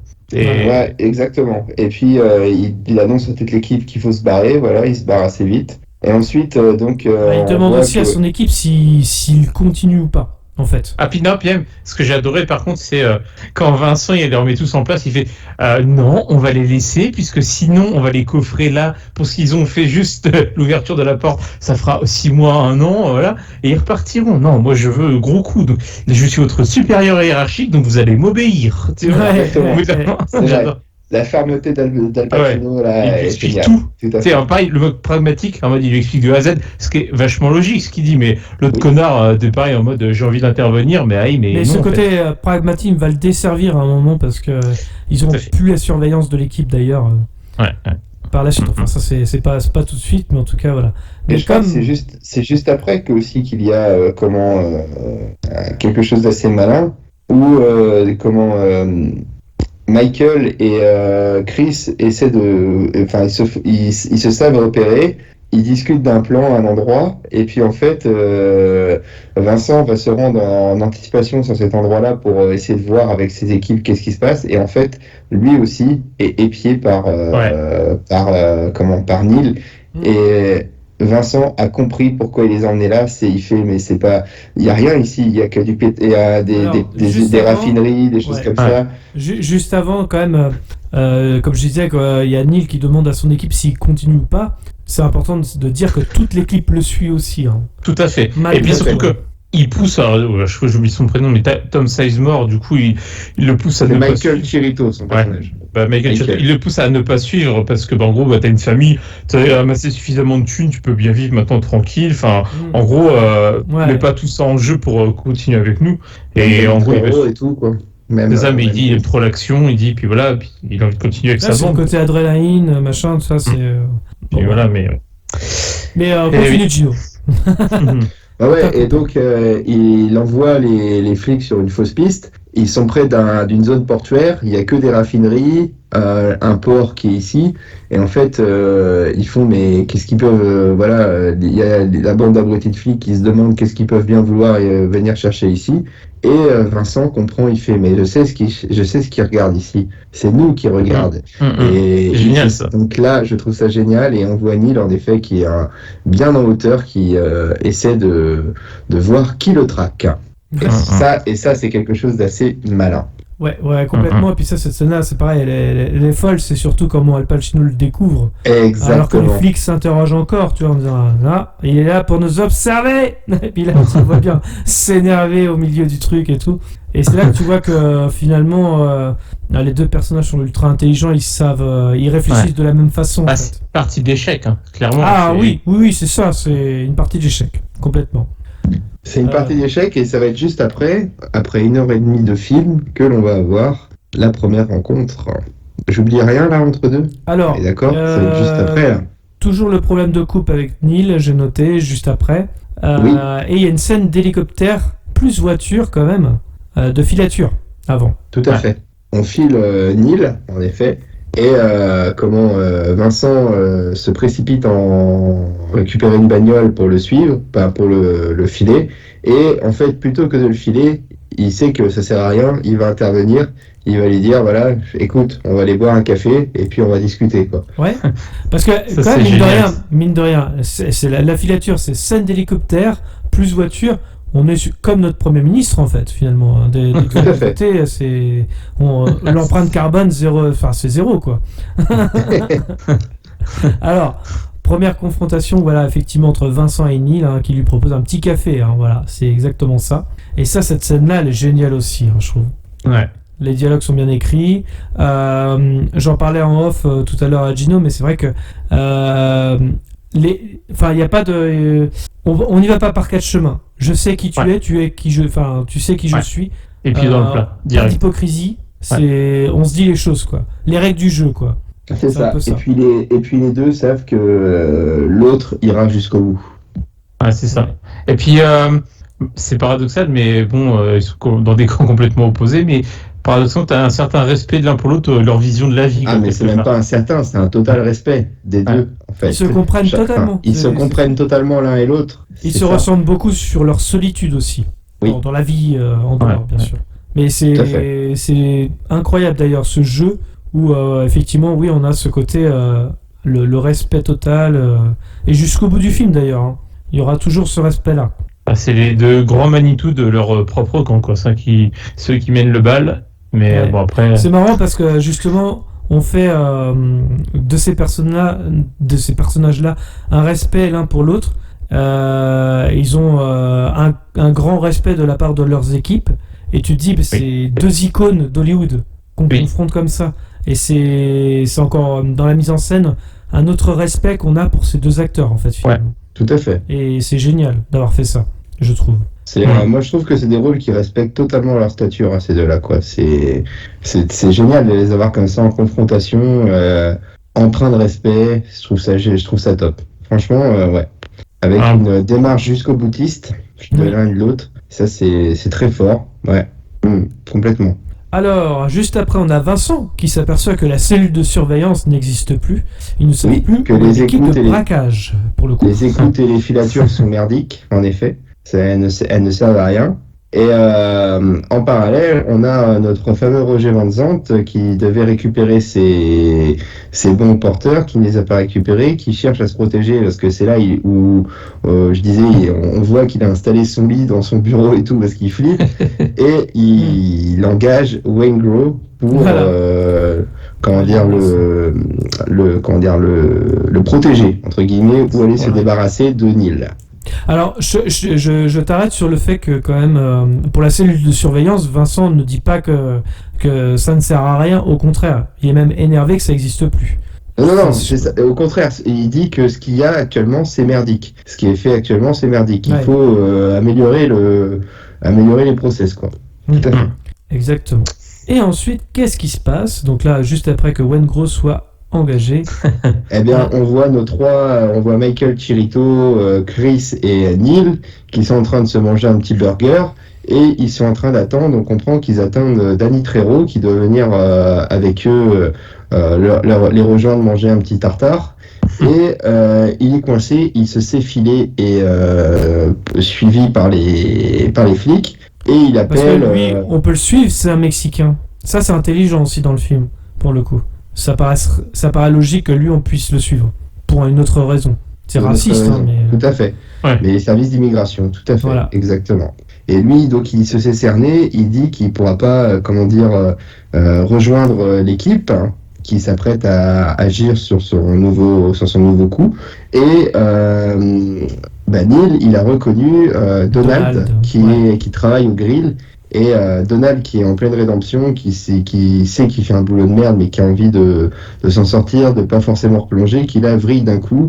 Neil lui propose à cause du patron, et Neil l'engage sur le coup comme chauffeur. Il fait j'ai besoin d'un chauffeur, je sais que t'es bon, j'ai besoin de toi quoi. Voilà. Ouais, mais en même temps, faut se mettre à sa place. Enfin, c'est pas une excuse, mais tu t'ennuies dans un taf de merde, dans un resto de merde avec un connard de patron, t'es payé au lance-pierre pour sortir les poubelles. Ça t'aide pas à te réinsérer. À te réinsérer. Ah, mais clairement. Puis là, t'as ton passé qui surgit et qui te tend la main pour dire tu peux empocher des millions grâce à moi juste sur un coup. Forcément, t'as le diable sur l'épaule qui te dit bah vas-y quoi, saisis l'opportunité quoi. Donc c'est une critique, je pense, justement des États-Unis qui ont du mal à réinsérer en fait ces anciens détenus en fait, tout simplement. Hein. Et pourtant, il partait d'une bonne volonté avec sa femme, de vouloir vraiment bien faire, se réinsérer, vraiment jouer le jeu quoi. Et tu vois que malgré tout et puis il s'est dit sur ce coup-là, c'est quand même Neil McCauley qui me propose un coup. Je connais la réputation de ce mec et il y a de fortes chances que ça se passe bien quoi. Ouais, en gros, c'est ça. Ouais. Il y a ça aussi peut-être dans sa tête qui se passe à Donald. Ouais. Et là arrive l'une des scènes les plus mythiques du 7e art. Voilà. Et voilà. Alors, au début, je pensais qu'on allait sur un repérage de la banque, pas du tout. Hein. C'est directement le braquage. Hein. Ils ont pas le temps de niaiser, quoi. Alors, au début, c'est un peu visage découvert. Hein. Avant d'entrer dans la banque, ça, j'ai trouvé ça un petit peu en dessous. Oui, c'est vrai, parce qu'il y a forcément des caméras de sécurité, tu remontes les caméras derrière, t'as envie de retrouver leur gueule, quoi. Je sais pas, j'ai trouvé ça un peu bizarre aussi. Mais bon, alors, je pense que c'est pareil, c'est des scènes qu'on dû être un peu coupées. Mais quand ils mettent les masques, ils sont toujours dans des angles morts. Si tu regardes bien dans le film, tout à fait. Les poteaux, les machins. C'est dommage parce que c'est pas vraiment expliqué. Parce qu'on a l'impression que pas vraiment Tom Sizemore. Pas vraiment. Lui, il est en plein milieu. Ouais. Pas en plein milieu. Bon, tu vois, avec son attaché case et tout. Ouais, c'est vrai. Et là, c'est là que j'ai mis une petite mention musique au top. La musique qui te met dans l'ambiance. Et comme vous le signaliez tout à l'heure, exactement, on calque l'ambiance musicale du Dark Knight. On est à peu près sur les mêmes tonalités, je trouve ça génial. Ça te donne déjà tout de suite l'intonation, qu'est-ce qui va se passer, on est dedans, on est vraiment dans la banque, là c'est top. Et là c'est vrai que les flics ils savent quelle banque se fait braquer à ce moment-là. Alors je sais plus par quel moyen par contre, j'ai un petit doute, un petit trou de mémoire là pour le coup. De mémoire je crois qu'il y a un système d'alarme qui a été activé, il me semble, non ? Pas dans la banque, mais un truc sécurisé ou en face. Je sais plus. Les voisins d'en face, je sais plus. Enfin, je sais plus. Mais je sais que c'est expliqué, mais je me rappelle plus. C'est vrai que le braquage qui est génial, c'est que tu sens à la fois, il faut quand même aller vite parce que avant que les flics rappliquent et tout, donc voilà. Et en même temps, tu sens une certaine sérénité, une certaine maîtrise du truc. Il sait où il doit aller, comment faire. Encore une fois, tu sens la maîtrise du gars, quoi. Tu sais où est-ce qui connaît entre guillemets son boulot et qui il sait ce qu'il doit faire. C'est ça qui est impressionnant. Et puis Neil, à un moment donné, il cogne un mec qui voulait agir. Il fait non, prenez pas d'imprudence, pomme. Il lui colle un coup dans le nez. Et l'autre, il a mal. Il fait voilà, appuyez bien, ça coulera plus. Et puis voilà, ça passera. Et voilà. En gros, c'est jouez pas les héros aussi. Ça sert à rien. On vous veut pas de mal. On ne veut pas votre argent. On en veut. Entre guillemets, vous serez remboursé par l'assurance de la banque, voilà. Ne risquez pas votre vie, ça sert à rien, voilà. Exactement. Il y a un petit discours, un peu Robin des Bois presque entre guillemets. J'ai envie de te dire ça. En gros, c'est la banque qui va vous rendre ce qu'elle vous a pris, quoi, avec l'assurance, quoi. Tu vois, c'est un peu ça, quoi. Ce qui m'a un peu étonné, c'est que par contre, les tas de billets sont bien mis sous sous plastique et tout. Enfin, j'ai trouvé ça, je sais pas. C'était bon, pourquoi pas. Je sais pas si c'est tout le temps livré comme ça, mais. Et puis, il savait qu'il y aurait juste l'équivalent de 3 sacs, par contre. Il le savait, non, mais ça, il y a là plusieurs. En fait, il y a plusieurs coffres, mais bon, ils en ont ouvert qu'un. Je pense que ça leur suffisait par rapport à ce qu'ils voulaient faire. Ouais, je pense Encore pas une fois, qu'ils ils sont avaient limités pour par le temps. projet de dévaliser entièrement la banque. Il fallait prendre un truc. Peut-être qu'ils avaient une idée comme quoi il y avait un acheminement d'argent vers la banque tel jour, que l'argent, ça avait tant de temps à être, c'est un peu comme sous scellé, quoi, tu vois, décellé, comptabilisé, rangé, voilà, déclaré, j'en sais rien. Au bilan, au compte banque. Exactement. Non, mais vu comme t'es limité dans le temps, tu sais que t'auras tant de billets en fonction d'eux, quoi. Je pense. Et vu qu'ils sont 3 ou 4, bah un sac par personne, ça suffit, quoi. Le temps de courir. Ils sont 3 sur les lieux et plus Donald qui les attend en extraction, quoi, dans la voiture. Exactement. Donc là, les braqueurs sortent de la banque et là, les flics sont sur le point de les arrêter et la grosse fusillade de malades dans toute la ville. C'est génial. Et c'est Chris qui lance les hostilités, quoi. Exactement. Le mec est tellement nerveux, c'est tellement un déglingo que de toute façon c'était sûr. Je suis même pas certain que ce soit un gros déglingo en fait, Chris. C'est un mec qui est plus sur sur les gardes et qui qui a c'est son côté sniper en fait. Voilà, il a le sang chaud, on l'a vu avec sa femme, quoi, enfin avec sa copine. Quoi, tu vois. Ouais, mais nerveux, quoi. Là, tu vois, quand il tire dans le tas, il sait qu'il y a les flics qui arrivent, quoi, donc, et qu'ils sont pas là pour rigoler non plus. C'est vraiment, je pense, le côté sniper. Dès qu'il voit une cible, en fait, il y va, quoi. Une menace. Tu te demandes s'il cherche même pas à lancer les premiers coups de feu pour essayer de se donner, je sais pas, 5-10 secondes qui permettraient de mettre tout le monde dans la bagnole et de démarrer en trombe. Ça fait un peu cet esprit-là, quoi. Ils sont prêts à monter dans la bagnole, les mecs. Et c'est... On n'en est pas loin de ça. Prévenir, hein, je pense, pour prévenir tout le monde que les flics arrivent, quoi. Tout à fait, aussi. Elle est géniale, la scène. C'est parce que même quand ils sortent de la banque, ils essayent d'être en mode serein, lunettes de soleil, en mode c'est bon, tu sais, ils marchent d'un pas pressé, mais en mode... quoi. Tu sens pareil le côté très millimétré de base, mais malheureusement, le plomb capote. Voilà. Donc là, les lieux sont... là, c'est guerre civile. C'est cerné, c'est la guerre civile. Il y a même un des flics qui meurt dans la course-poursuite.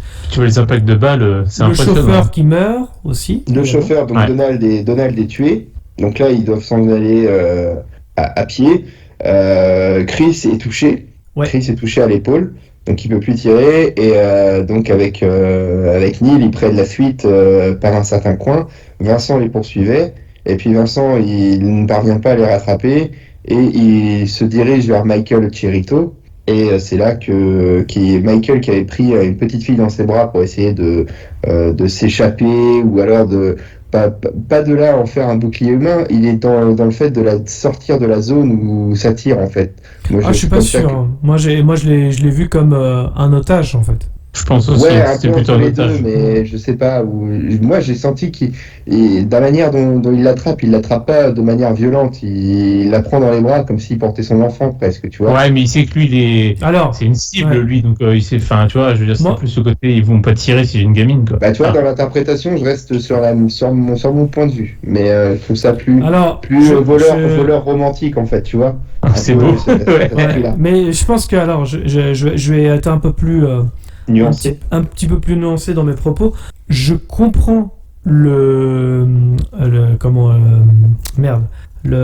symbolique de prendre l'enfant.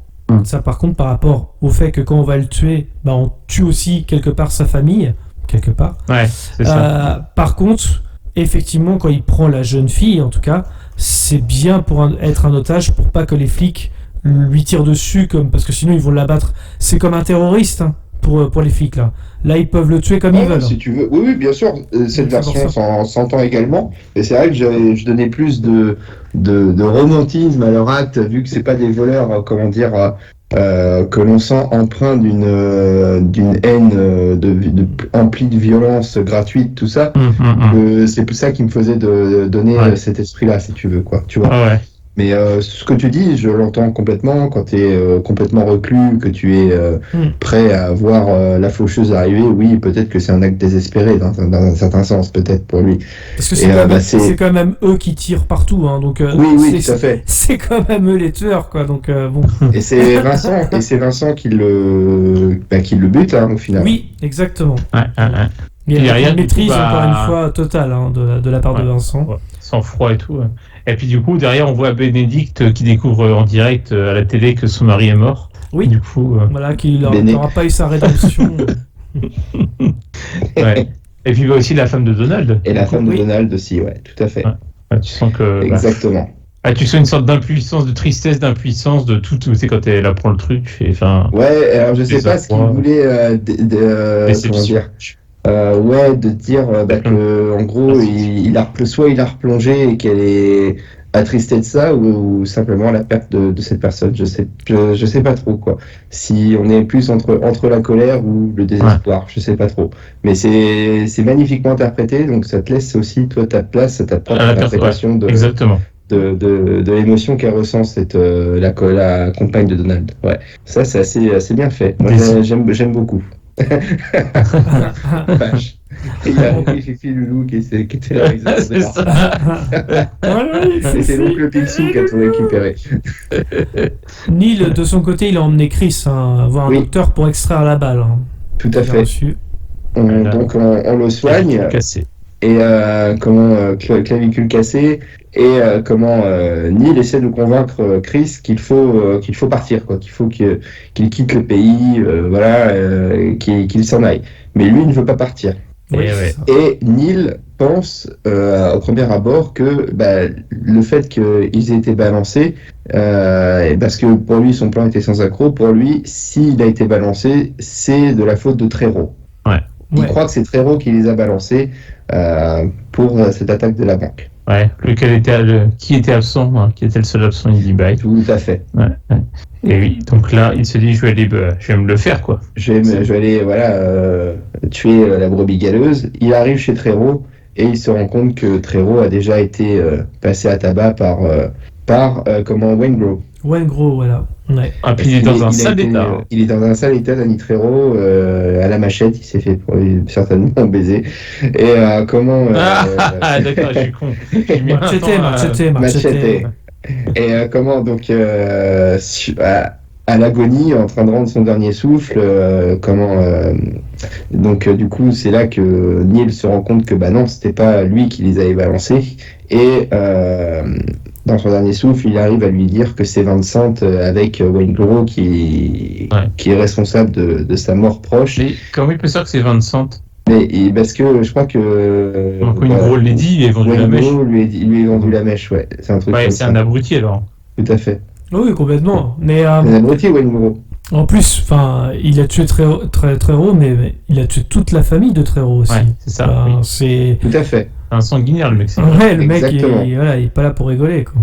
De toute façon, dès le début, on a vu qu'il était comme ça. Et Neil, du coup, il cherche à vouloir convaincre Trero d'aller à l'hôpital, tout ça, et non, il le supplie de l'achever. Et ce à quoi Neil répond favorablement, et il achève les souffrances de Trero. Il s'exécute pour l'exécuter. Tout à fait. Et Neil comprend aussi qu'ils sont traqués maintenant par Waingro aussi. C'est ça. Part. Tout à fait, exactement. Qu'est-ce que j'ai noté ensuite Vincent retrouve une balance de Neil. Je sais plus qui est cette balance. Est-ce que c'est pas en Casaria justement, Alan Marcel? Je sais pas noter ça par contre. Non. Alors c'est un mec qui était dans l'appart là. Je sais plus qui c'était exactement. Il sort un peu comme un cheveu sur la soupe là. Tu sais, il le dégomme dans la chambre d'hôtel. Ah oui. C'était le gars des Simpsons là, non? C'est pas lui? Non, c'est pas en Casaria. Non. C'est un autre mec, mais bref, peu importe. Et donc du coup, il retrouve une balance et du coup, il est au courant que Waingro Tout à fait. D'accord. Donc, elle... On est très clair dans notre... Alors, je pense que ce sera super audible pour les gens. Après, ils ont eu le film. ça, enfin, je veux dire, il a retrouvé une balance qui a balancé du coup Neil, et ce même Neil arrive lui chez Vincent et sans aucune hésitation, le but et voilà, donc il baigne dans son sang, le pauvre Roger Vincent, mais tant mieux pour sa gueule. C'est vrai que voilà, on s'en fout un petit peu de lui, mais enfin, maintenant que voilà, pareil, on n'y va pas par quatre chemins, on le tue. Et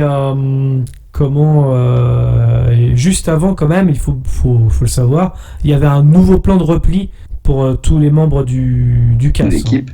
Ouais, Hein. tout à fait. Ça, c'est important aussi de le souligner.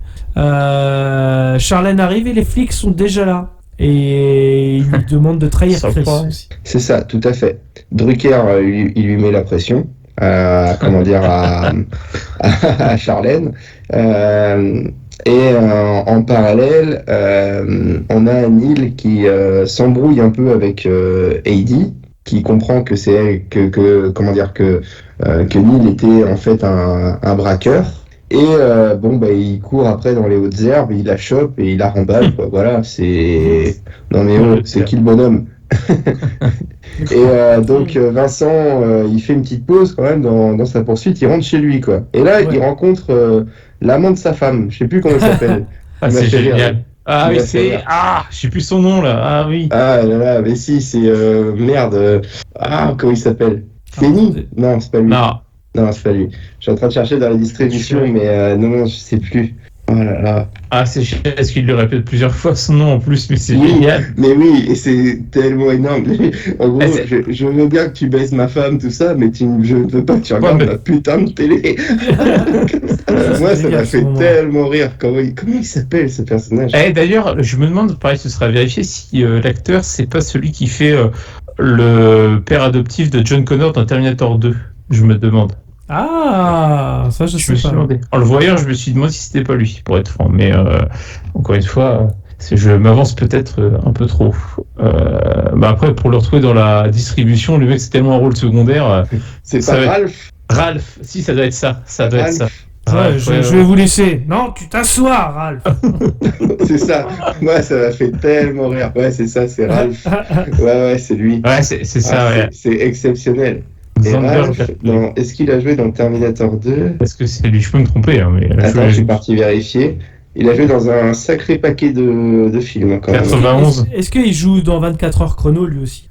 Il joue dans Terminator 2. Il joue le rôle de Todd. Ouais, exactement. C'est ça. Donc j'ai bien reconnu. Je me suis dit, sa tête me disait quelque chose. Quand je l'ai vu, j'ai dit, ah tiens, en temps années 90. Hein. Mais dans Candyman, il a joué dans Rock, dans Apollo 13. Tu vois, il a joué dans pas mal de films. Driven. Air Force One, un grand film. Air Force One, Bienvenue à Kataka. Universal Soldier. Ouais, il a quand même fait. Il a une sacrée. Il a pas joué dans le 2 par contre. Amistad 2. Comment tu peux faire un 2, quoi? Enfin bref. Non, il a une belle chimie. Ouais. Franchement, pas dégueu. Le gars, ouais, clairement. Pas dégueu. Donc c'était la petite parenthèse, voilà. Ben voilà. Alors là, après, il y a Neil qui a eu les dernières instructions pour fuir aussi. Et apprend aussi que Chris s'est cassé pour rejoindre Charlène. Erreur fatale. Ouais, erreur fatale. Il y a ça, et puis Neil il fait sa déclaration d'amour aussi à Heidi qui du coup tombe sous le charme à nouveau de Neil. Et le piège sur Chris est en train de se refermer en fait là à ce moment-là. Et il a fait disparaître sa queue de cheval parce que c'est vrai qu'on le reconnaîtra moins sans sa queue de cheval quand même. Non mais comment ils font pour pas le reconnaître? Franchement, avouez quand même que... Après, peut-être que les seconds couteaux des flics, ils ont pas vu sa photo vraiment de près, j'en sais rien. Après, il ressemblait plus à une version bodybuildée du leader des World the Park, quoi, mais sinon... Ouais, il Moi, était un tout de peu suite- coincé avec ses clavicules. Hein. Moi, tout de suite, j'ai repéré que c'était Bruce Wayne. Moi, je l'arrête direct. Ah. quoi. Je veux dire, Ah bah oui. Le latex, ça m'excite. Et Charlène fait en sorte, du coup, elle lui fait un petit signe. Mais ça, c'est beau, je trouve, parce que c'est pareil, malgré leurs engueulades, malgré tout ça, voilà. ouais, Elle pourrait risque facilement aussi, le trahir. Hein, ça, c'est Ouais, clair. elle risque sa propre vie et la vie de son fils aussi, tu vois. Et finalement, elle arrive à faire tu sais, parce qu'elle tient quand même à lui et puis à faire en sorte qu'il puisse s'échapper, que ce soit bien. Enfin, elle emmène pas large quand même, ce qui est normal. Elle doit serrer des fesses quand il l'arrête pour vérifier Ouais. l'identité de Chris. C'est une Là, par grosse contre, scène de tension, hein, C'est d'ailleurs. ça, exactement. là, Et tu puis en sens effet, non, c'était pas lui, donc c'est bon, c'est confirmé, ok, bah vous pouvez laisser partir. Et là, elle sait que bon, bah c'est bon, il est tranquille, quoi. J'ai marqué, il est malin, le Val. Et puis ouais, en effet. Donc là, à ce moment-là, Vincent, lui, dans sa tête, il se dit, on n'a pas de nouvelles des mecs, il s'est barré. Il a réussi à se barrer, quoi. c'est mort. Neil. Ouais, il doit Il être s'est trop barré, loin. donc il se doit dit, il doit allez. être très très loin. C'est ce qu'il dit. C'est ça. C'est bon, j'ai perdu la partie, terminée. Comme il s'est exactement, game over, il s'est dit voilà, je vais me poser à l'hôtel. Donc il s'est engueulé avec sa meuf, mais il va à l'hôtel. Mais c'est l'hôtel, dans cet hôtel, les nouvelles vont vite. Parce que Lorraine sait qu'il est dans cet hôtel-là, c'est pas possible. Parce qu'il la trouve les veines ouvertes dans la baignoire, quoi. Ouais. Ah, Ouais. Donc là, un peu le papa de substitution qui va donc alerter, qui va l'emmener à l'hôpital. Maman, donc réconciliation avec maman à l'hôpital, où il y a aussi un gros débat, je ne suis peut-être pas l'homme qu'il te faut, un truc comme ça. Et on est assez rapidement rassuré sur le fait qu'elle va s'en sortir, Nathalie Portman. C'est dommage, on n'aurait peut-être pas eu Padmé Amidala, mais bon, c'est comme ça. c'est le préquel en fait, avant qu'elle C'est aille ça. sur Naboo. Tout à fait. C'est Mais encore une exactement ça. fois, Tout est lié. tout est lié. tout le temps. C'est le Michael Mann Universe, pas The Star Wars. Alors là, le truc what the fuck, franchement, Oh, t'imagines. Le It-Universe. Le gros bordel. On pourrait faire une parodie. Hein. Neil reçoit un appel de son boss qui lui indique où est Wengro, mais bon, rien à foutre normalement. Ouais. Tu te Par barres contre, ton bien. avion, quoi. C'est vraiment en gros ça. Mais. Ouais, il lui voilà. dit si tu veux une info, mais ça t'intéresse peut-être pas. Wayne Grow a réservé comment dire, il se fait appeler un tel il a réservé une chambre dans tel hôtel, voilà quoi. Là Ouais, aussi, mais en gros, c'était très intelligent de la part d'Al Pacino, c'est de dire, surtout dites à tous les véreux de la ville Ouais, qu'il est ça, dans c'est cet génial. hôtel-là. Exactement. Parce que l'ego, Ouais. il connaît le point faible en fait finalement de Neil, c'est son ego. Ouais. Ah, c'est ça. C'est l'appel finalement qui va lui être fatal parce que s'il avait pas eu cette information, il aurait tracé sa route. Et... Ah bah oui. Voilà. Mais là, malheureusement, l'ego, comme tu dis, voilà, l'orgueil fait que, non, il va faire Mais ce c'est détour bien qu'on fatal. c'est bien qu'on ait pris ce truc-là comme moteur pour le personnage de Neil, l'ego, comme tu dis, l'orgueil qui va le pousser à aller descendre Winglow parce qu'il n'a pas respecté les codes d'honneur que lui ça s'applique à lui-même, plutôt qu'une facilité scénaristique. Tiens, j'ai eu une info au téléphone, non, on t'expose le fait, la stratégie de Vincent, de dire voilà, ce mec-là ils vont le rechercher parce qu'il aura il aura joué un mauvais coup, voilà, et ça peut marcher. Dans l'idée, ça peut marcher. On verra bien ce que c'est à mort ou pas, quoi. En gros, c'est l'idée, quoi. Ouais, c'était bien vu. Mm. Et donc, du coup, détour direction l'hôtel. Direction l'hôtel. Il récupère le numéro de la chambre par un stratagème assez malin. Hein. Ouais, pareil, encore une fois, super bien écrit ce passage-là. Tu dis c'est plutôt pas mal. Alors par contre, blocage ascenseur, alarme incendie, c'est peut-être un peu trop, je pense. Est-ce qu'il était obligé de faire tout ça? Voilà. Je pense que c'est nécessaire, quoi. Si, parce qu'en fait, déjà, pour essayer de faire en sorte que les flics, il se dit qu'il va être surveillé, qu'il peut être surveillé, en tout cas, pour faire avec les flics, mais surtout, au-delà de ça, c'est quand il se met devant la porte de Wengro, justement, il s'est aussi pour un mec d'hôtel qui fait circuler les gens, tu sais, il se met dos. Tout à fait. Donc c'est aussi, bon, pourquoi pas. Après tout, puis c'est aussi, indirectement, c'est pour montrer aussi à la nana, du coup, dans la voiture, en mode, on voit que c'est pas normal ce qui se passe, et puis elle se dit c'est Neil qui a forcément provoqué ça, elle commence à se poser des questions, à s'inquiéter, etc., quoi. Enfin, il y a aussi ce côté-là, quoi. Elle est impuissante, elle est spectatrice. Il y a un moment où tu te dis grosse fusillade en plein Los Angeles, centre-ville, limite le petit copain est un terroriste quand même. Ouais, c'est ça. tout le monde s'enfuit de l'hôtel. Il y a un moment, meuf, casse-toi. Là, je pense que c'est le moment de partir quand même. Ça sent la relation toxique, hein, quand même. Ouais. Je veux pas m'avancer. Oh, Mais... oui. Bref, il se Là, passe donc quoi là, il juste arrive après à la chambre, de Waingro, il lui éclate la tronche d'une force. Ça, Et il lui éclate la tronche, il met 3-4 balles dans le buffet. Et du coup, Robert est traqué par les flics dans l'hôtel, mais il s'en sort de manière astucieuse, il passe par les conduits de service, tout ça. Ouais. Il sort comme si de rien n'était, quoi. retourner à sa voiture.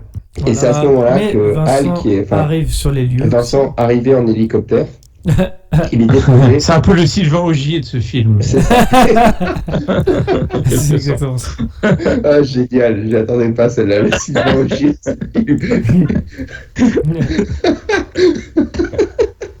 On va aller avec l'équipe bleue. Allez, emmenez-moi là-bas. Vous connaissez l'aéroport, allez-y, emmenez-moi. Ah là là, c'est tellement ça. Et là, leurs regards se croisent à Vincent et... On peut dire que c'est les yeux revolver, hein. Ça va littéralement. Tout à fait. Et on parlait des 30 secondes qu'il avait l'habitude de dire quand on voit un flic, on a 30 secondes. C'est exactement le temps qui se passe d'ailleurs. Donc, et là, il a regardé, vu qu'il avait déjà expliqué ce précepte à Eddie, je crois, de mémoire aussi, il me semble, dans le film.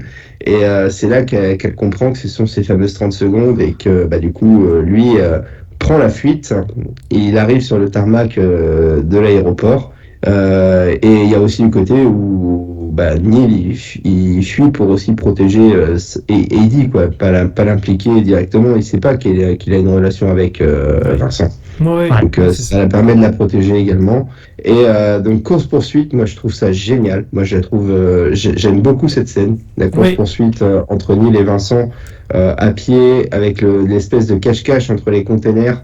Où il y a les jeux d'ombre aussi, parce les jeux d'ombre avec les fameuses lumières des avions. Tout à fait. Exactement. C'est très graphique pour le coup. Ah, je trouve ça génial. La mise en scène est assez folle à ce moment-là. Ouais, c'est une super mise en scène. T'as une tension qui est palpable en fait. Et je trouve que là, ça nuance un peu ton propos de tout début de podcast, où là, tu prends de l'empathie pour l'un et l'autre en fait. Oui. La place de pas envie qu'il y en a qui reste, quoi. Exactement. C'est quelque part. Ils ont tous quelque chose à défendre finalement. Parce que même lui qui est un méchant, tu vois, il a un code d'honneur, justement, il tue pas gratuitement quelque part. Enfin, c'est pas son but. C'est voilà et t'as presque, ça te fait presque chier de dire que. Et c'est un véritable duel, quoi. Là, c'est un duel au sens épique du terme, quoi. C'est limite filmé comme un western. Tout à fait. C'est vraiment bien vu. Et d'ailleurs, astuce de mise en scène, quelque part, c'est que Vincent tue Neil, en fait, grâce à son ombre. L'ombre de lui-même, finalement. Ça, c'est génial. Tout à fait. De l'avoir mis en scène comme ça, tu vois. Symbolisme encore qui était assez fort. C'est ça. Vincent est en train de tuer Neil. Et le dernier symbole de ce film, c'est tellement il y avait de respect, il se serre la main à la fin. Et voilà. Comme quoi la partie a été gagnée par l'un et pas de regret pour l'autre en fait, quoi. Ouais, en gros c'est le bien joué, bravo à toi. Enfin, c'est ça. C'est un peu... Bravo. T'as gagné, j'ai perdu. C'est un peu ça. Ouais. Au joueur.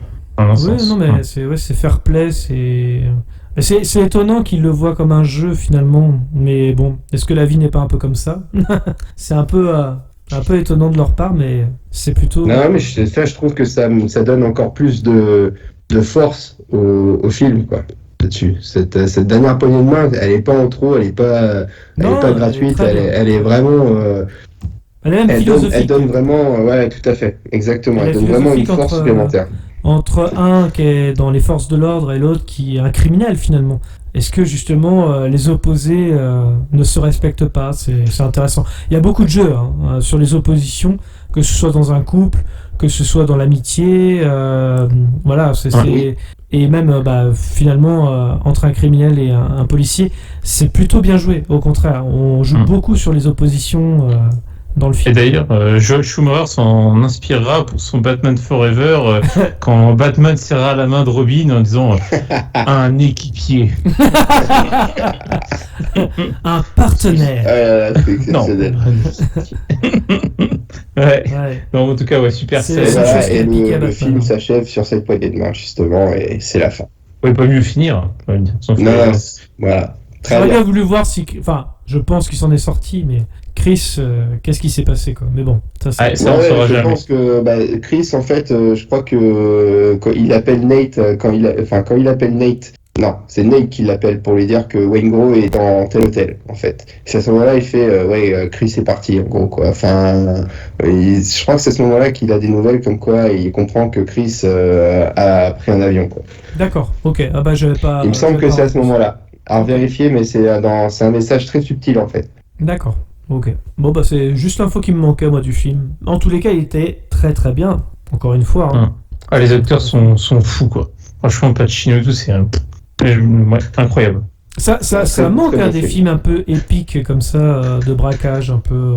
Non, c'est dommage, hein, à part ouais. Martin Scorsese et Michael Ouais, Mann, il n'y en a pas même. beaucoup. Hein. Regardez, même à l'heure actuelle, enfin, parce que le vieux con en moi qui ressurgit à chaque fois, c'est juste que là, à l'époque, t'avais pas d'image de synthèse avec, tu sais, par ordinateur à tout Oui. bout de champ. Là, c'est que des effets pratiques, pour ainsi dire. C'est vraiment, voilà. Mais on peut faire de l'épique, justement, avec du réalisme. Et ça, Tout à fait, exactement. c'est Et ça tu vois, manque, c'est ce ça. qui manque un petit peu.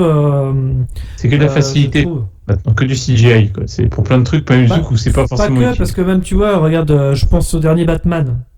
Il n'y a pas eu de critique hein, sur la chaîne, j'en profite là Pour faire- pour en parler, mais c'est un film par exemple de 3 heures.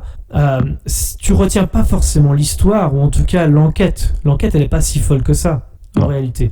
Et c'est ça qui manque dans The Batman, par exemple, c'est l'épique. Ça manque d'épique. Et pourtant, ça se veut réaliste, ça se veut très dans notre temps et compagnie, avec le moins de CGI possible. Il y en a, hein, mais avec le moins de CGI possible. Et pourtant, on n'arrive pas à faire de l'épique. Et c'est ça Ouais. qui manque aujourd'hui au film, je trouve. Et c'est paradoxal parce que, enfin, ce film-là, pour rester dans la parenthèse, mais tu sens qu'il y avait une vraie volonté de bien faire derrière, que les gens Oui. sont appliqués à tout Exactement. point de vue en plus. Et paradoxalement, sur ça, avec un goût de. Ouais, c'est pas hyper marquant, quoi. C'est dommage. C'est dommage parce que malgré tout, il y a aussi des qualités, mais c'est comme tu dis, c'est pas. C'est pas marquant, c'est pas épique comme peut l'être un film comme Hit où pourtant voilà, ça se veut quand même aussi réaliste justement et voilà, comme quoi il faudrait plus de films qui s'inspirent de films comme ça hein, parce que c'est vrai que Hit enfin c'est Pas pour moi c'est une forcément référence de les copier, bien au Non, contraire, d'avoir non, en tout cas, sa dans le- propre écriture. oui, tout Mais à c'est vrai que même les films de gangsters se font de moins en moins rares. Comme tu disais, toi, Meus, toi, t'es pas forcément fan. Mais c'est vrai que les bons films de gangsters, moi, je pense dernièrement à Irishman de Martin Scorsese, qui était pas fou, Ouais. quoi. Enfin, ça Non, il manque, était pas dingue, ça celui-là. manque d'ampleur, ça manque d'écriture, comme un Michael Mann sait le faire. Un Michael Mann qui fera plus tard Collateral, qui est pareil, dans cette même veine, finalement. Et on fait plus de films comme ça, oui, et même les films de gangsters, comme vous dites, Les Incorruptibles de Palma, ce genre de choses qui amenaient vraiment un univers vraiment à part. On n'en trouve plus faire des films. J'appelle ça de faire des films d'époque, comme l'était à la fois Le Parrain ou Les Affranchis, par exemple. C'est malgré tout, ces films-là restent dans la culture populaire et pas comme des navets, mais comme des grands films, des excellents films du moins. Et mine de rien, c'est un sujet, si tu le traites bien, tu peux en faire une œuvre mémorable, quoi. Je pense que c'est un sujet facile, en fait. C'est un sujet facile dans le sens où le contexte, c'est des policiers qui attrapent des voleurs, quoi. Le but, c'est ça, entre guillemets. Si C'est je exactement ça. résume un peu C'est-à-dire que le synopsis, comme on l'a vu tout à l'heure, est relativement simple. C'est l'histoire d'un braquage. Voilà, il faut arrêter les voleurs. Ça va pas plus loin que ça. Et derrière, tu as une véritable écriture, une véritable intention de dire tout va être logique dans ce qu'on va vous proposer, tout en vous proposant quelque chose d'assez épique, assez pas révolutionnaire parce que c'est pas vraiment le cas, mais en tout cas où tu te dis ah oui, ils vont jusque là, quoi, ils prennent pas de gants, quoi, c'est comme ça et pas autrement, quoi. Et c'est l'audace qui manque peut-être aujourd'hui dans certains films gangsters un peu braquage et compagnie. Mais je suis d'accord avec vous qu'aujourd'hui on fait trop appel au CGI et tout, et ça gâche tout. Ça c'est clair.